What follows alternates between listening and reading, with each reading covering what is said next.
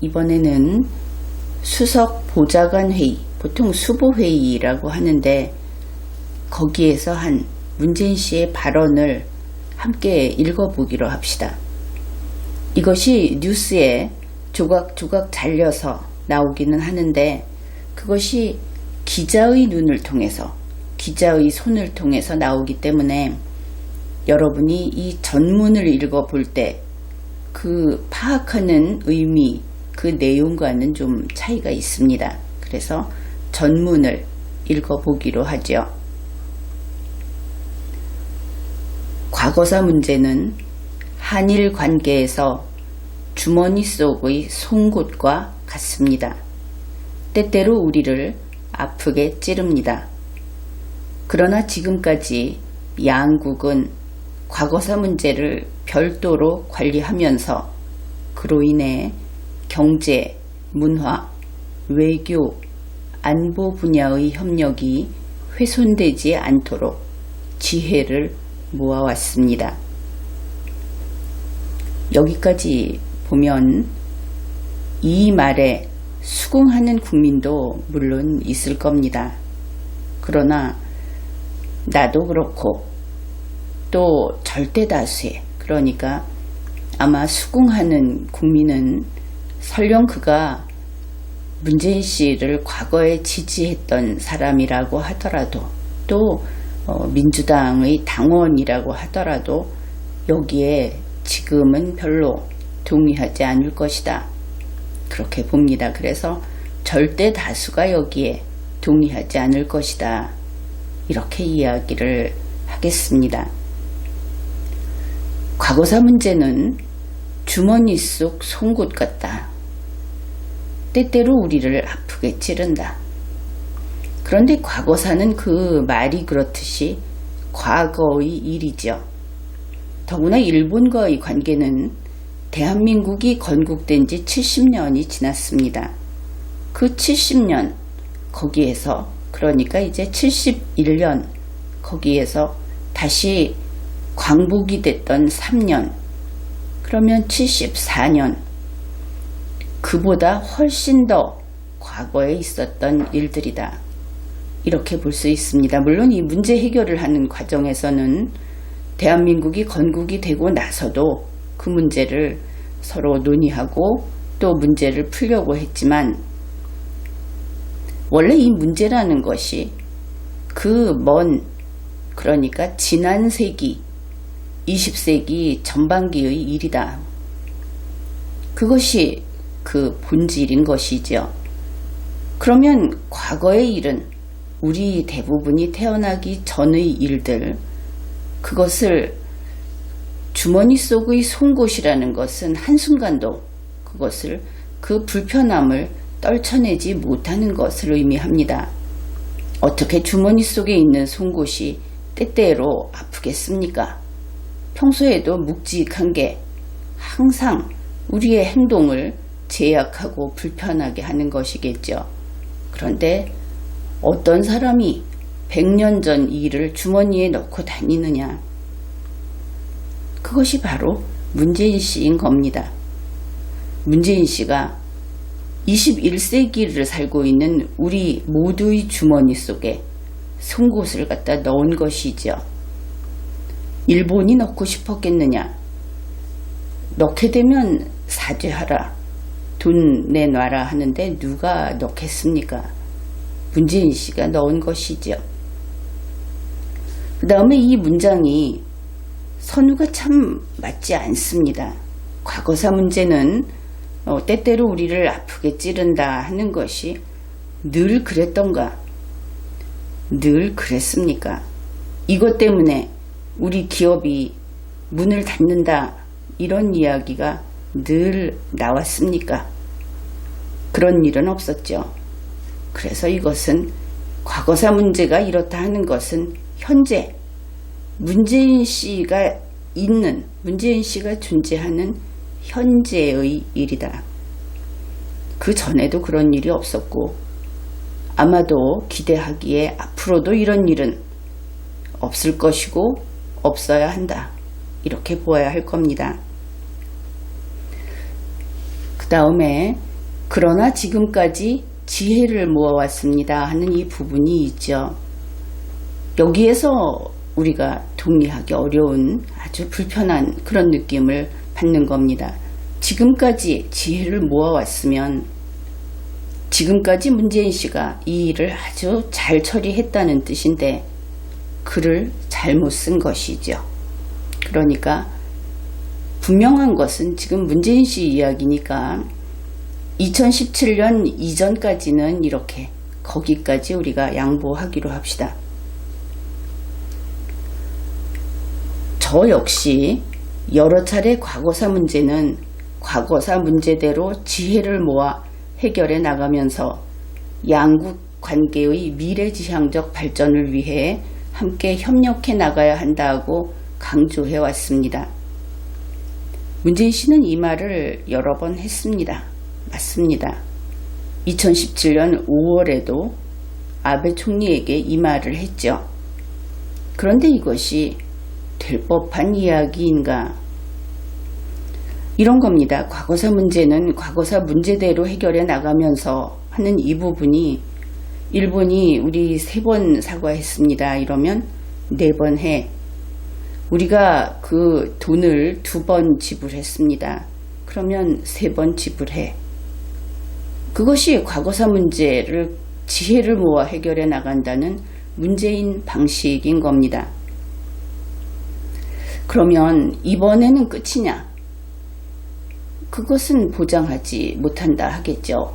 한이 풀릴 때까지 하겠다는 것이 이들의 기본 정서이고, 이 문재인 씨는 그 당당한 좌파 맞습니다. 이 좌파들은 그 한이 확대 재생산됩니다. 절대 한이라는 것이 지워지는 일이 없는 것이죠. 그러니까 모든 기억력이 그 원망과 원한, 복수심 그쪽으로 가는 것인지 아무튼 신기한 일입니다. 그래서 과거사 문제대로 지혜를 모아 해결해 나간다 하는 이야기는 죽을 때까지 계속 너는 내가 요구하는 것을 다 채워줘야 된다 하는 것이 가장 지혜로운 문재인 씨가 말하는 해결 방식이다. 그 다음에 양국 관계는 함께 협력해 나가야 한다. 지금 일본과의 문제를 보면 알듯이 이 함께 협력하는데 문재인 씨가 어떤 협력을 했습니까? 이것도 말은 이런데 협력 의무는 일본에게만 있는 것이죠.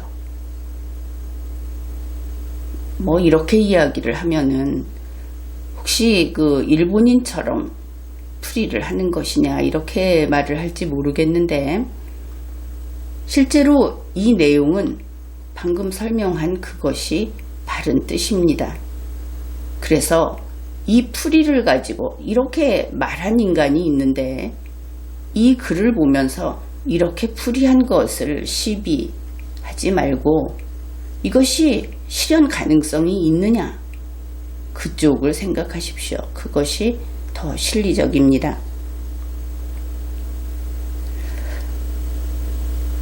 일본이 이번에 전례 없이 과거사 문제를 경제 문제와 연계시킨 것은 양국 관계 발전의 역사에 역행하는 대단히 현명하지 못한 처사라는 점을 먼저 지적합니다. 지적이라고 하는 것은 그 예의 바른 표현은 아니죠. 대등한 사람들 사이에 지적하면은 뺨 맞습니다. 문재인 씨는 이 지적질을 대단히 즐겨 하는데 상대 봐가면서 해야죠. 누가 지적을 해달라고 요청을 하는 경우가 아니면, 그리고 자기의 부하 직원이 아니면 지적하면 안 되는 겁니다. 하여튼 그리 예의가 없다. 늘 느끼는 일이지만 그렇습니다. 그 다음에 여기 전례 없이라고 하는 이 부분, 이것은 사실 전 세계에서 일본을, 이 동양에서는 서양인들이 일본이 가장 서양 문명에 가까이 온 그런 황인종이다. 이런 이야기를 하고 있습니다. 일본은 세계적으로 상당히 인지도가 높은 그런 국가. 이 동양에서는 중국을 빼놓고는, 중국은 우수해서가 아니고 커서 그런 것인데 일본이 단연 1위가 됩니다. 그러나 나도 그렇듯이 우리 한국인들은 일본을 일단 좀 얕보고 시작을 하죠. 여러 가지로 어떤 문화적 우월성이라고 할까, 썩 그렇게 민주적이지는 않지만 그런 것이 있기는 있습니다. 그런데 일본이 한국에 대해서는 아마도 가끔 특히 독도 문제 이런 것으로 대응을 하고 싸우고 할 때를 제외하고는 한국하고는 거의 맞서지 않는다, 이렇게 보면 될 겁니다. 물론 행정적인 것은 좀 다르죠. 그런데 이런 의미에서 일본은 한국에게 계속 밟히고 가만히 있다, 이런 인상이 짙습니다. 특히 과거사 문제에 있어서는 거의 무저항을, 그런 태도를 일관했다. 가끔 반발은 하지만 이렇게 볼 수 있죠. 그래서 계속 밟히고 있던 지렁이가 한번 꿈틀을 했다. 이런 인식, 전례 없이라고 하는 것이 그런 인식을 보여준다. 이것을 알 수 있습니다. 게다가 양국 관계 발전의 역사에 이번 일본이 이 경제 문제, 수출 규제, 이것을 하는 것이 이 발전의 역사에 역행한 처사다. 그런데 문재인 씨가 보궐 대통령에 취임한 이후로 한국과 일본의 관계가 발전한 적이 없죠. 하여튼 문재인 씨 입장에서는 그런 역사 본 적이 없을 겁니다. 그래서 이 말은 또한 성립이 되지를 않습니다. 이렇게 기세 좋게 시작을 했는데 다음을 보면 꼬리가 빠져라 하고 달아나는 모습, 그 좀 비굴한 그런 모습이 보입니다. 내용을 보기로 하죠. 우리 정부는 강제징용 피해자들에 대한 대법원 판결 이행 문제의 원만한 외교적 해결 방안을 일본 정부에 제시하였습니다. 우리 정부는 우리가 제시한 방안이 유일한 해법이라고 주장한 바 없습니다. 해결 방안을 제시했습니다. 우리는 이렇게 해결하기를 원한다. 그런데 두 번째 문장에서 우리가 제시한 방안이 유일한 해법이라고 주장한 바 없다. 그러니까 우리가 이야기한 것은 무시해도 된다. 아주 비굴하고 힘없는 모습이죠. 양국 국민들과 피해자들이 공감을 얻을 수 있는 합리적인 방안을 함께 논의해보자는 것이었습니다. 양국 국민 그러는데 지금 일본 국민은 이 일에 그렇게 적극적이지 않죠. 왜냐하면 일본 국민이 통째로 무엇을 해라 그것이 아니고 특정 기업 그리고 정해져 있는 명목의 돈, 그것을 요구하고 있기 때문에 일본 기업, 일본 국민의 공감을 얻는다 하는 것은 별로 관계가 없는 것 같습니다. 그러니까 이제 채무자가 되겠죠. 그 돈을 줘야 될 채무자의 공감을 얻을 수 있는 방안을 논의해보자. 정말 그렇게 한다면은 그쪽에서는 안 주겠다고 할 것이고, 아무튼 그렇습니다. 그러나 일본 정부는 아무런 외교적 협의나 노력 없이 일방적인 조치를 전격적으로 취했습니다. 지금까지는 강제징용 피해자에 대한 그 손해배상 그 부분을 이야기하다가 갑자기 수출 규제 이야기로 가버립니다. 그러니까 이것은 그냥 말을 꺼내기 위한 것이고, 문재인 씨가 지금 신경 쓰고 있는 것은 수출 규제, 바로 그 부분이다 하는 것을 알 수 있죠. 이 사람들까지 이용하고 있다. 그런 면이 있습니다. 그래서 외교적 협의나 노력 없이 이 수출 규제라고 하는 것은 현재 좀 애매합니다. 우리 한국이 피해를 보는 것은 맞는데 이것이 한국을 때리는 것이 아니고 일본 기업을 때리는 겁니다. 자기들의 법을 어겼다 하면서. 그러니 우리가 뭐라고 끼어들기가 들 길이 좀 없는 이런 난감한 형편이지요. 그런데 자기들 기업에게 외교적 협의나 노력을 해야 된다 하는 것은 당치 않은 이야기가 되겠죠. 그리고 일방적인 조치를 전격적으로 취했다. 남의 집에서 어떤 일을 하든, 그러니까 남이 콩밥을 먹든 흰밥을 먹든 그것을 우리 집하고 의논하고 노력해보고, 그렇게 안 하고 너희 맘대로 일방적으로 정했다. 그것도 아주 빨리, 시간이 길어서 우리가 눈치챌 수 있도록 해주지 않고 빨리 했다. 한국으로서 불편한 것들이 이런 표현으로 나올 수 있다. 그것은 이해하죠. 그러나 관계없는 자들에게, 다른 나라에게 이런 이야기를 한다는 것은 이것이 친일이든 반일이든 그것을 떠나서 문재인 씨의 행정 능력, 정치적 능력, 다시 말해서 지적 능력이 좀 피폐해져 있는 것이 아닌가, 그런 생각까지 하게 됩니다. 여기에서 이 전격적으로 취했다 하는 그 조치는 바로 3개 품목, 거기에 대한 특별대우 철폐, 그래서 현재 보통대우를 하고 있죠. 그것을 이야기하고 있는 겁니다. 그런데 일본 정부는 일방적인 압박을 거두고 이제라도 외교적 해결의 장으로 돌아오기 바랍니다. 이번에 한국이 대단히 힘든 상황에 빠져 있습니다. 앞에서 이야기했듯이 일본 내부의 일이다.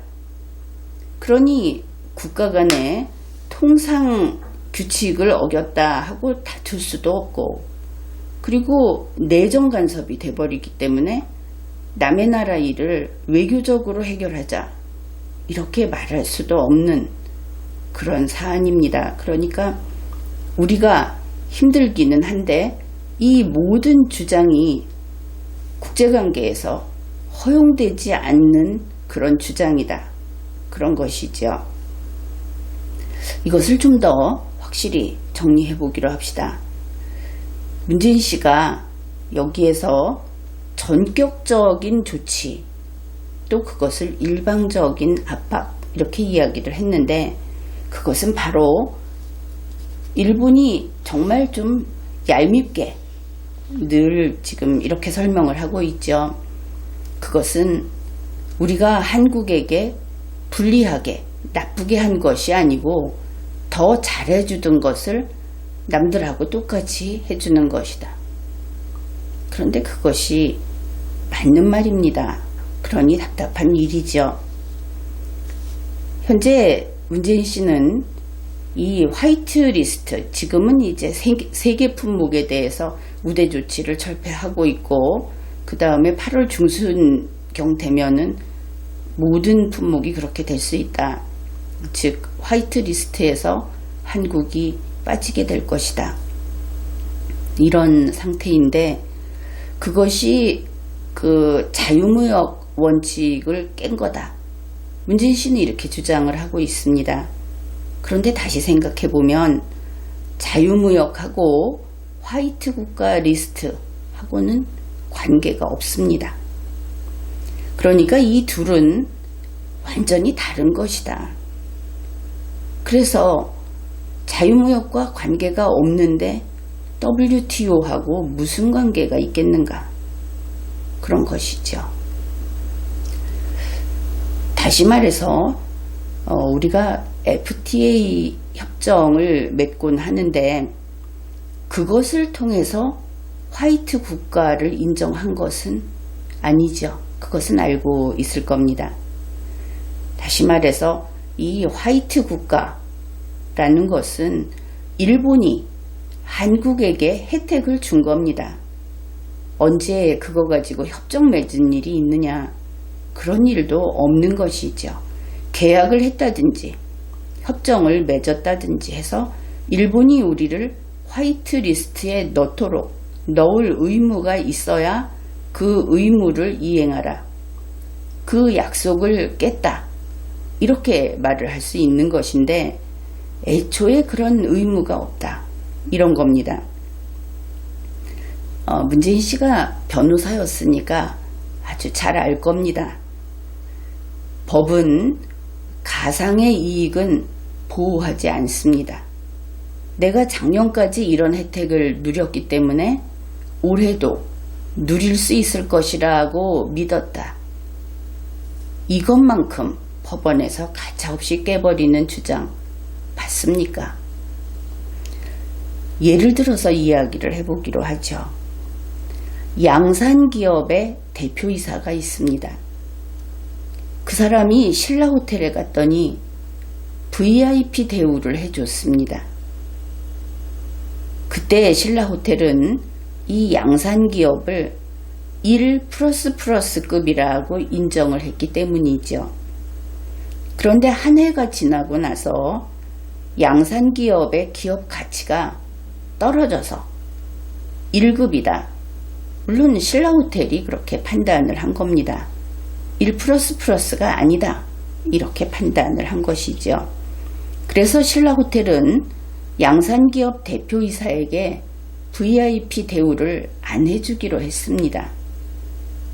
그런데 VIP 대우라는 것은 언제 계약을 맺은 것도 아니고 회비 내서 확보한 것도 아니고, 그리고 나는 신라호텔 가면 VIP 대우 받는 사람이니까 이거를 너에게 줄게, 대신 써라, 이렇게 양도할 수 있는 것도 아닙니다.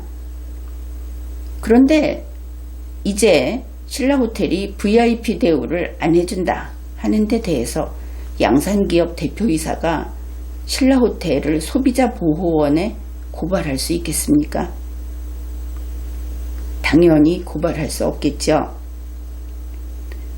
바로 그와 같은 논리로 문재인 정부가 WTO 이사회에 이것을 공론화했다 하는 것은 신라호텔에서 나를 VIP 대우 안 해주더라, 그래서 소비자보호원에 고발할 거야 하면서 사람들을 모아놓고 마구 소리 지르는 것과 동일합니다.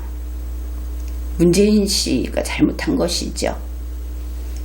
만일 WTO에 신라호텔을 제소했다. 지금은 일본이 되겠습니다. 일본을 제소했다.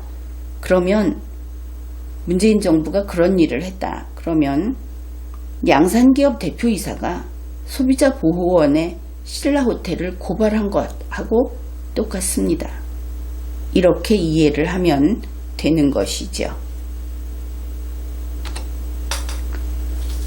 그 다음 내용은 문재인 씨가 일본을 비판하는, 일본 너희가 계속 말바꾸기를 하고 있다, 이렇게 나무라는 그런 내용입니다. 여러분은 이 자기의 어떤 그 나쁜 버릇을 남에게 있다 하고 덮어 씌우는 그런 것이 아닌가, 이런 생각을 하게 될 겁니다. 일본은 당초 강제징용에 대한 우리 대법원의 판결을 조치의 이유로 내세웠다가 이것이 첫 번째 이유가 됩니다. 그러니까 수출 규제를 하겠다. 그것이 강제징용 판결, 그것 때문이다. 그런데 이것은 다 읽기 전에 미리 설명을 좀 해야 하겠습니다. 자료를 찾아보면 문재인 씨가 이 말을 곡해했든지 아니면 왜곡했든지 아니면 이 글을 쓰는 공무원이 삼류든지 그렇게 볼 수 있습니다. 아베 총리는 강제징용에 대한 그 판결을 직접 문제 삼은 것이 아니고 그것이 우리 정부가 개입을 해서 과거의 일본과의 약속을 깨뜨리는 그런 결과를 낳았다. 그러니까 약속을 안 지키는 나라다.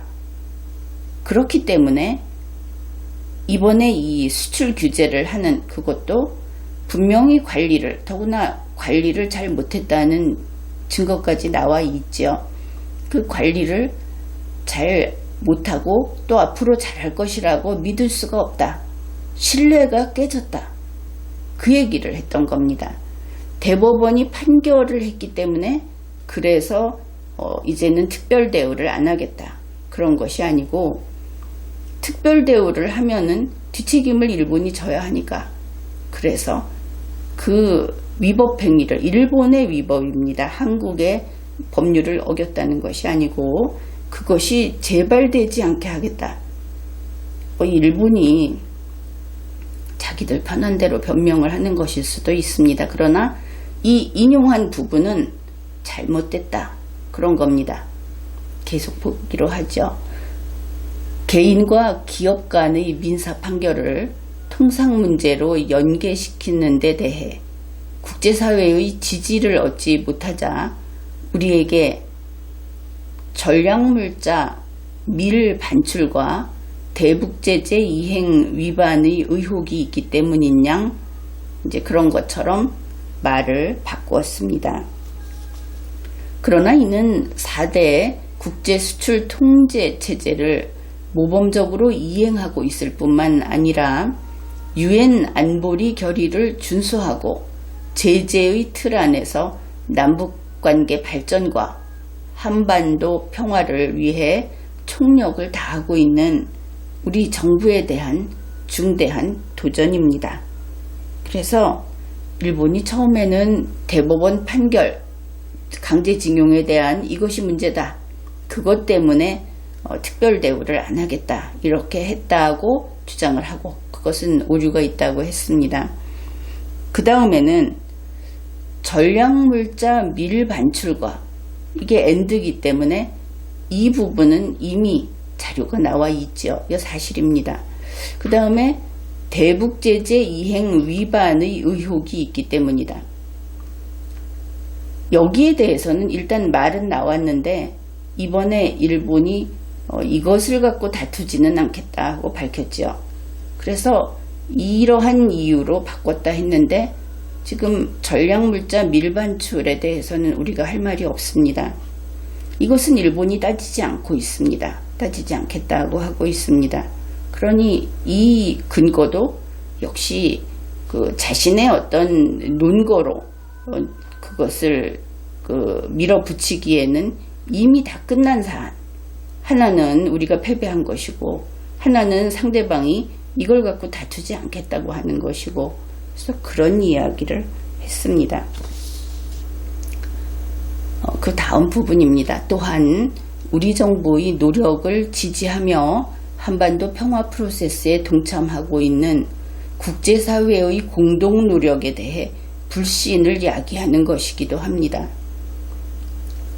한반도 평화 프로세스에 동참하고 있는 국제사회에 그랬는데 최근에 그러니까 7월 1일 이후에 일본에서 또다시 한국에서 대량 살상 무기를 만드는 데 쓰이는 그러한 그 수출 위반 그것이 68건이다.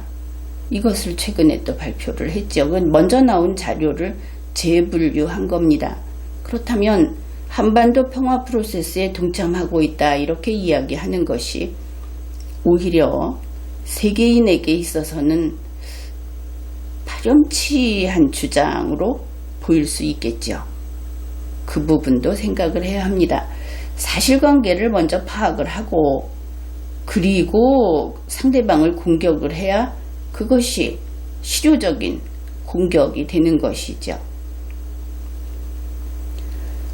일본이 그런 의혹을 실제로 가지고 있었다면 우방국으로서 한국에 먼저 문제제기를 하거나 국제감시기구에 문제제기를 하면 될 터인데 사전에 아무 말이 없었다가 느닷없는 의혹을 제기했습니다.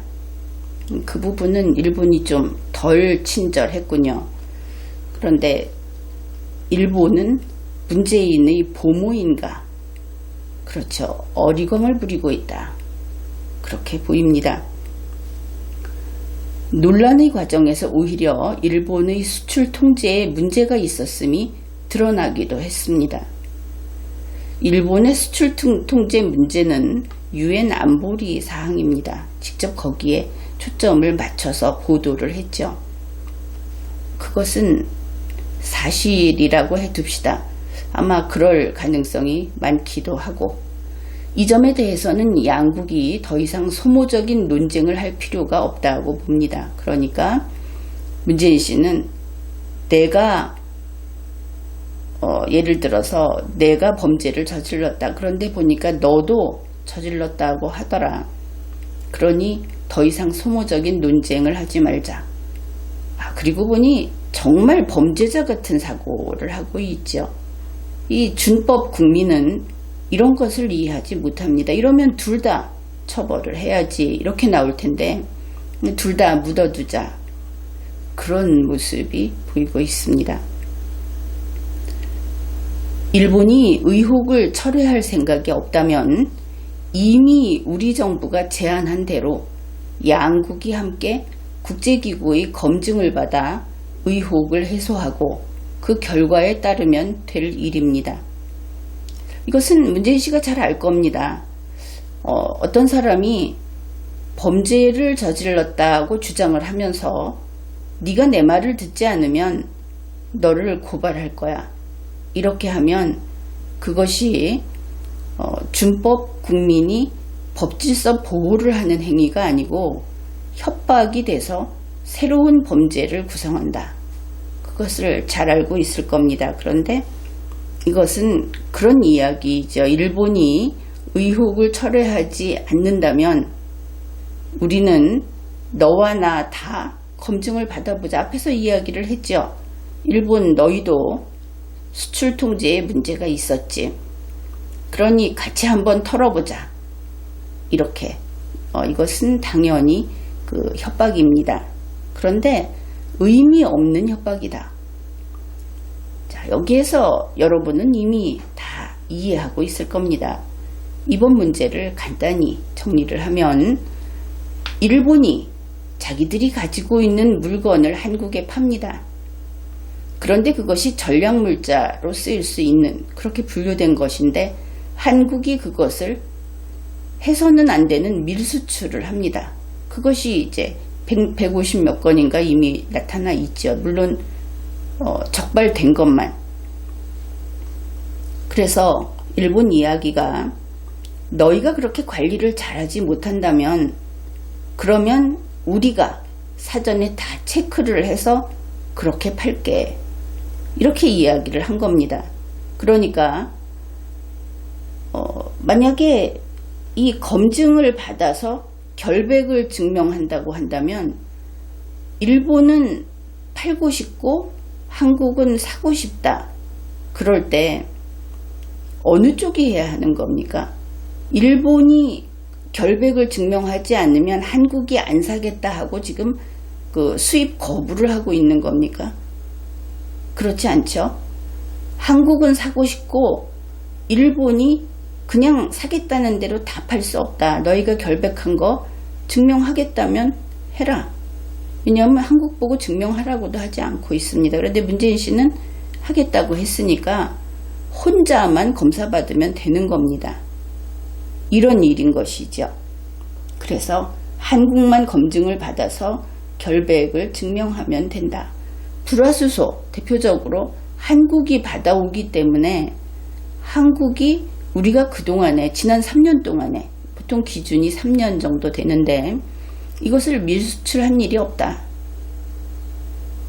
그렇게 증명을 하면은 해놓고서 우리한테 화이트리스트로 거기에서 빼지 말아달라 이렇게 이야기를 하는 것이 논리적이다. 그런데 갑자기 우리가 사오는 입장이면서 일본 너희 결백하다는 것을 확인해보자. 이런 것은 어불성설이다. 그렇게 볼 수 있겠습니다. 한국 경제와 일본 경제는 깊이 맞물려 있습니다. 이제 여기서부터는 갑자기 애정 공세를 펴고 있습니다. 일본하고 우리하고 참 친했다. 그런데 그것도 또 이 사람은 삐뚤어져 있어가지고, 혹시 내가 섭섭하게 했다면 앞으로 잘하겠다, 이렇게 이야기를 하면 되는데, 우리 그동안 잘 지냈는데 너 때문이야, 너 때문에 일이 이렇게 됐어 하면서 한없이 원망을 쏟아놓습니다. 내용을 보기로 하죠. 한국 경제와 일본 경제는 깊이 맞물려 있습니다.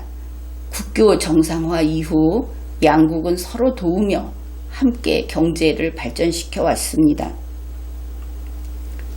특히 제조업 분야는 한국이 막대한 무역수지 적자를 겪으면서도 국제 분업 질서 속에서 부품 소재부터 완성품 생산까지 전 과정이 긴밀하게 연계되어 함께 성장해 왔습니다.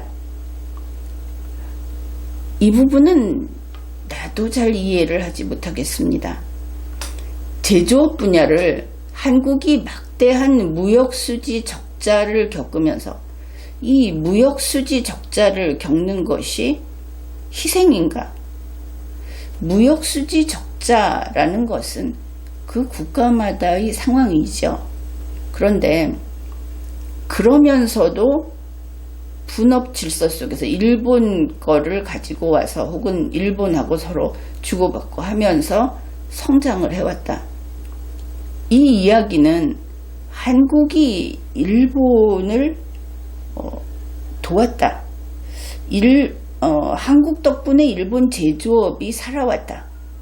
이런 뉘앙스이기는 한데 문맥상으로는 이것이 명백하게 이렇게 정리가 되지를 않습니다. 이번 일본의 수출 제한 조치는 상호 의존과 상호 공생으로 반세기간 축적해온 한일 경제협력의 틀을 깨는 것입니다. 그럼 이 내용을 보면 일본이 배신자가 맞죠. 우리가 일본 정부의 수출 제한 조치를 엄중하게 바라볼 수밖에 없는 이유가 여기에 있습니다. 그러니까 너를 믿고 살았는데, 우리 서로 돕고 그렇게 살았는데 지금에 와서 어떻게 네가 등을 돌리느냐 하는 그런 내용이다. 그것을 알 수 있죠. 그런데 지금 이 말을 가지고 우리가 판단을 해보면 확실히 일본은 이제 상호 의존하지 말자, 상호 공생하지 말자. 그러니까 너도 내 몫을 다하고 나도 내 몫을 다해서 윈윈하자, 이런 쪽이 아닌가 그렇게 보입니다. 그리고 한국이 일본을 먹여 살렸다는 식으로 이야기를 하는데 일본은 그거 필요 없다고 하지 않습니까? 그래서 문재인 씨의 그 애정이, 일본에 대한 애정이 일본이 갖고 있는 한국에 대한 애정보다 월등히 큰 것이다. 그래서 이렇게 배신감에 괴로워하고 있는 것이다. 그렇게도 보입니다. 이것을 이렇게 좀 바꿔서 예를 들어서 이야기를 해보기로 하죠. 일반 직장인들의 경우에, 그러니까 이렇게 남자는 이렇게 그냥 믿거니 하고 좋아하고 그랬는데 여자가 변심했다, 이렇게 좀 볼 수가 있겠죠. 그런데 일반 직장인들도 정년퇴직을 하게 되면, 그래서 집에 가면 부인이 밥을 안 준다, 이런 이야기가 있지 않습니까? 그 이야기를 한번 해보기로 합시다. 직장인 문재인 씨가 있습니다. 이것은 이제 동명이인이 되겠죠. 이 문재인 씨가 정년퇴직을 했습니다. 그랬더니 문재인 씨 아내가 아침에 이렇게 이야기하는 겁니다. 아침은 안 먹어도 되지? 이렇게 이야기를 합니다. 아침을 안 주는 것이죠. 그 다음에 점심때가 됐습니다. 그러니까 점심은 대충 알아서 해. 나는 모임이 있어서 나가야 하니까. 드라마에서 종종 보던 그런 모습이죠. 그런데 좀 기가 막힌 것은 저녁에 외출해서 돌아온 부인이 이렇게 이야기를 하는 겁니다. 소리를 버럭 지르면서, 아직 밥도 안 먹고 있는 거야. 이렇게 나무라는 것이죠. 문재인 씨는 일본하고 서로 도우며 경제 발전을 시켜왔고 긴밀하게 연계돼서 함께 성장해왔고 상호 의존하고 상호 공생 반세기 동안 그렇게 해왔는데 어떻게 네가 이럴 수가, 이런 이야기를 하고 있습니다. 그런데 일본이 아내라고 한다면 이런 것이죠. 문재인 씨, 당신 지금 정년퇴임 했잖아. 문재인 씨가 일본을 보고 너는 내 아내잖아. 옆에 있는 나라니까 이사도 못 가니까 너는 내 아내잖아. 나는 너의 남편이잖아. 그러니 밥은 해줘야지. 이렇게 이야기를 하니까 일본은 남편은 무슨 남편이냐. 왼수지. 그리고 이제 곧 이혼할 건데 염치 없이 무슨 밥까지 해놓으라고 하느냐. 알아서 해결해라 이 식충아. 이렇게 이런 대우를 받지 않는가 그렇게 보입니다. 이제 그 다음 부분을 보기로 하죠. 이렇게 혼자 배신감에 치를 떠는 그 문재인 씨가 더구나 일본의 수출 제한 조치는 자국 산업의 피해를 막기 위한 통상적인 보호무역 조치와는 방법도 목적도 다릅니다. 이렇게 이야기를 했습니다. 분명히 다릅니다.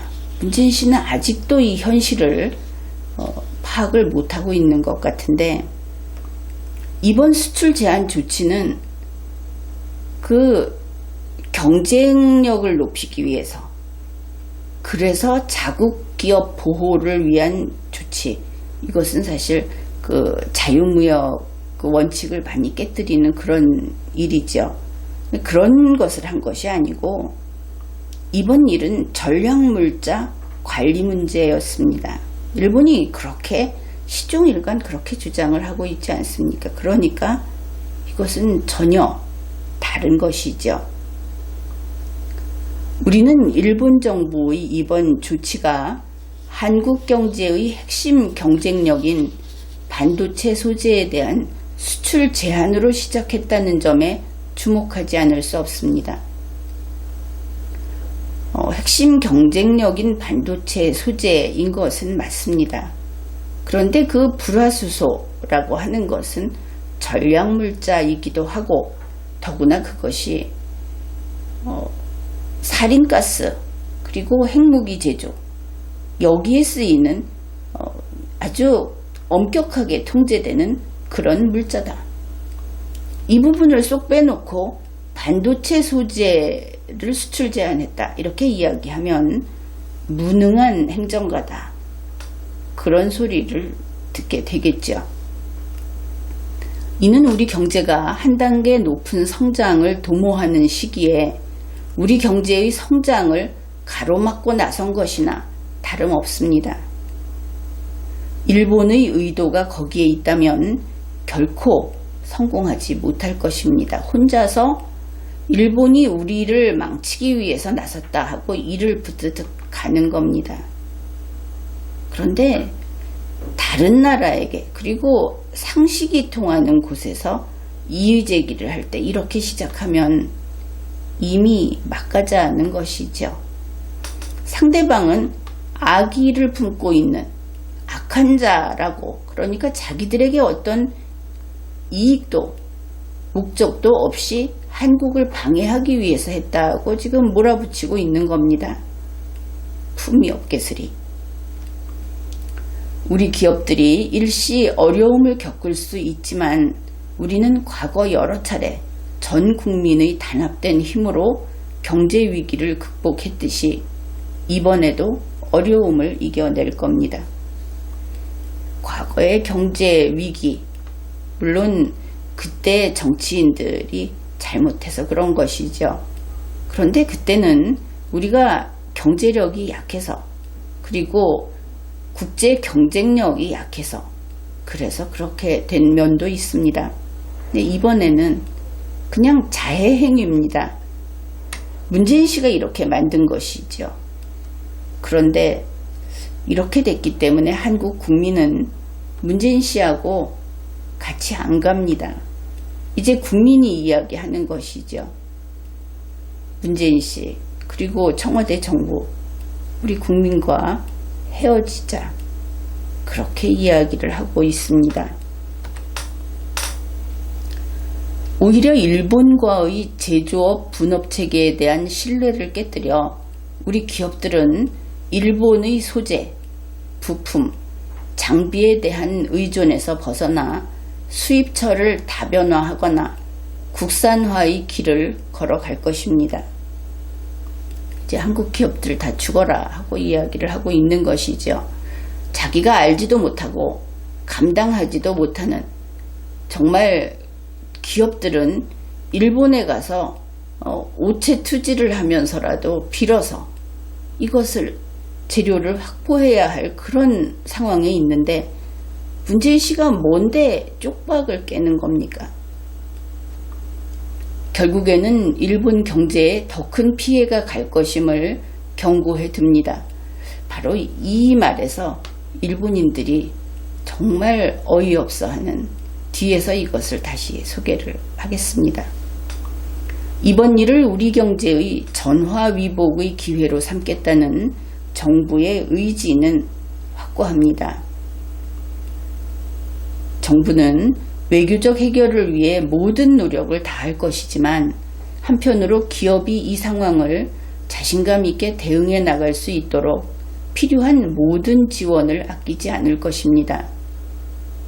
기왕에 추진해오던 경제 체질 개선 노력에도 더욱 박차를 가할 것입니다.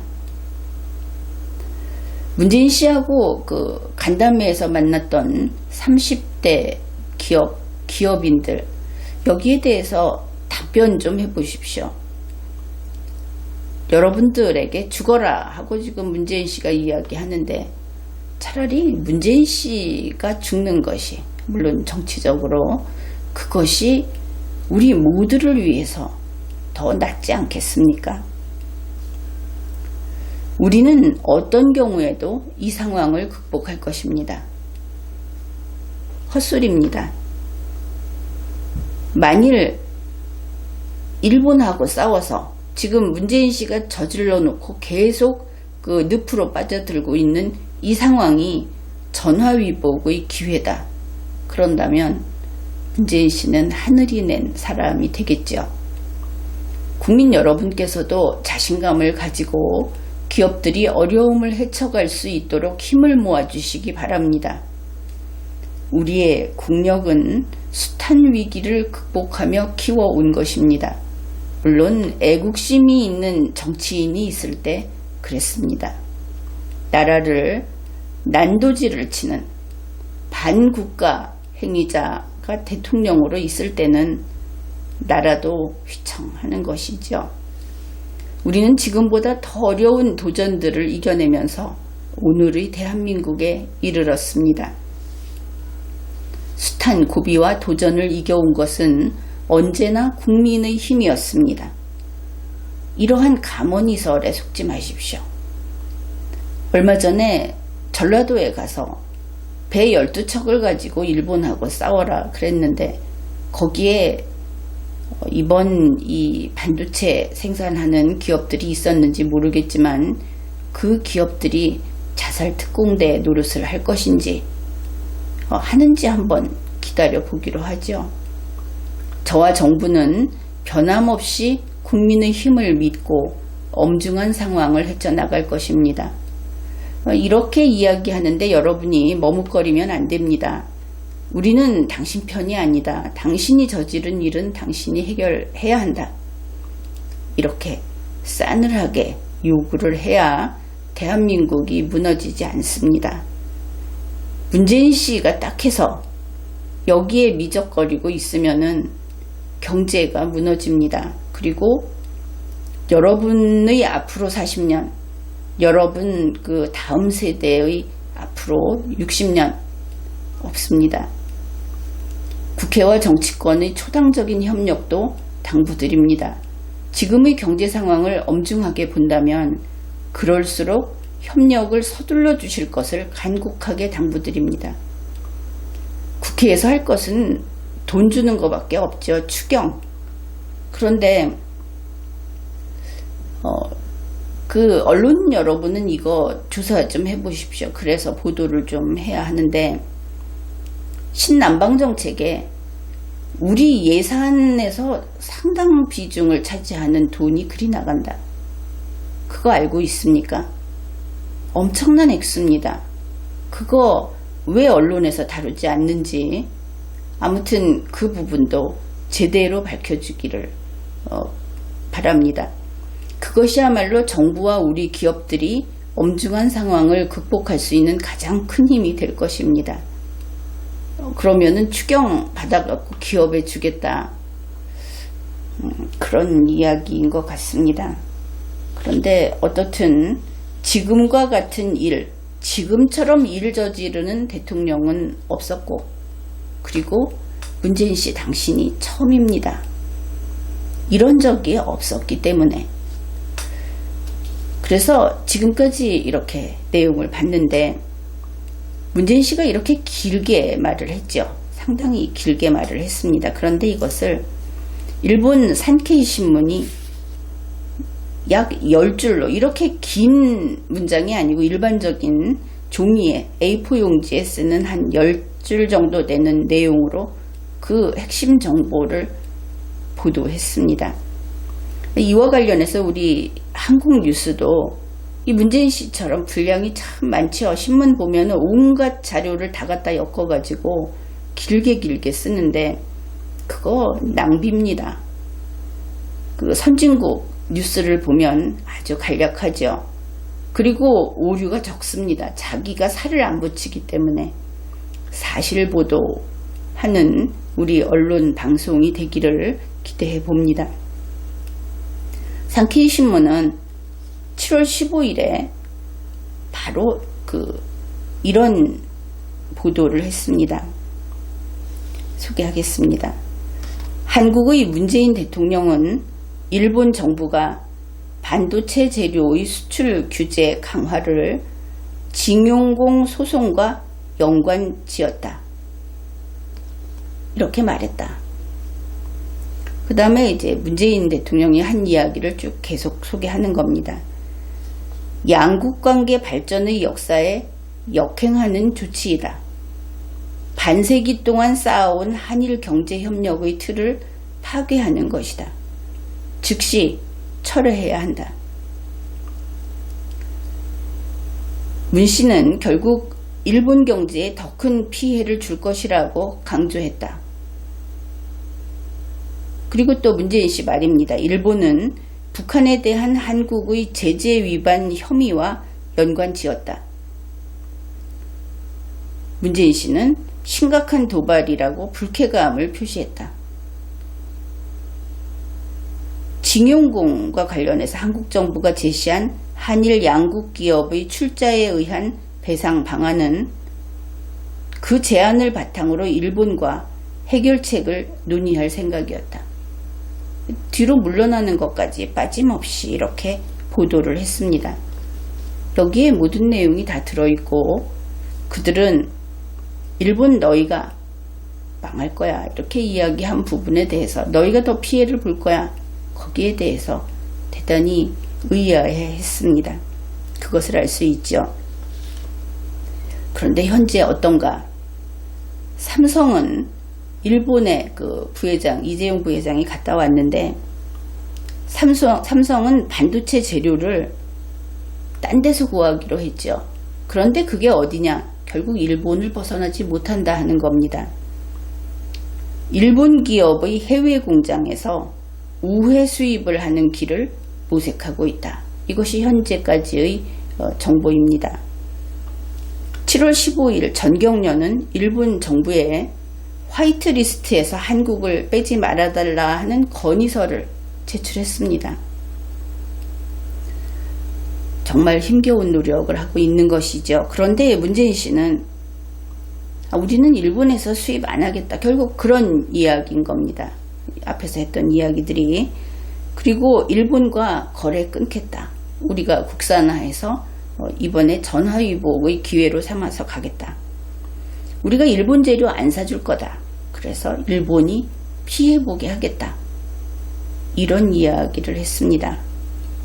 그런가 하면 7월 16일 현재 한국에서는 일본 기업 JDI 건 그것이 다시 보도가 되고 미쓰비시의 압류 재산을 조속히 매각하겠다 하는 뉴스가 나왔습니다.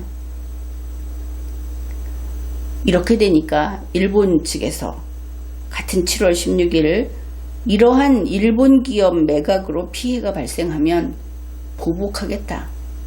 일본은 보복하겠다 하는 소리는 가장 뒤로 돌리죠. 그것이 그들의 그 방식입니다. 그런데 이제 드디어 그 말이 나왔습니다. 이것이 언론에 보도가 된 것이죠. 어째서 이를 이 모양으로 더 악화시키고 스스로 혹시 안 나빠질까봐 스스로 이렇게 엉망으로 만들고 있는가? 우리가 추측해 볼 수 있는 시나리오가 몇 가지 있습니다. 첫 번째 시나리오는 문재인 씨와 또 대기업을 보면은 대기업을 다 깨뜨리고 싶어하는 김상조 씨가 있죠. 그들이 삼성을 망하게 하는 것이 내심 간절히 바라는 바가 아닌가. 그리고 대기업들도 같이 망하게 하는 것이 바라는 바가 아닌가. 여러분은 그럴 리 없다고 할지 모르지만 아닐 수도 있습니다. 이 사람들이 스타트업으로 그 자리를 채우겠다 하는 혁명 전략을 수행하고 있다. 이렇게 볼 수 있는 것이 시나리오 1입니다. 그 다음에 시나리오 2는 선거와 관련된 시나리오. 문재인 씨가 반일 감정을 극대화해가지고 선거에 개입하고자 하는 것이죠. 첫째는 코앞에 있는 일본의 선거. 그래서 아베를 망하게 하겠다. 이것이고 또 하나는 또 그리 오래 남아있지 않은 그렇게 멀지 않은 한국의 총선에서 반일 감정이라는 것으로 자기들의 그 지지층을 굳히겠다 하는 이것이 두 번째 시나리오. 그렇기는 한데 문재인 씨가 계속 만지작거리고 있는 대북 이슈를 가지고 미국의 트럼프 대통령의 다음 선거 그것을 흔들려고 하는 그 시나리오처럼 이것들은 헛된 꿈이다. 이렇게 평가를 하겠습니다. 왜냐하면 대한민국 경제가 망하고 나라가 기울어지는 일이기 때문에 문재인 씨는 끝까지 바닥까지 훑어서 다 투자를 하는 그런 투기꾼인지 모르겠지만 그런 도박꾼인지 모르겠지만 현실은 그 전에 죽게 됩니다. 좀 정신을 차리기 바랍니다. 지금까지 리걸마인드 연구소였습니다.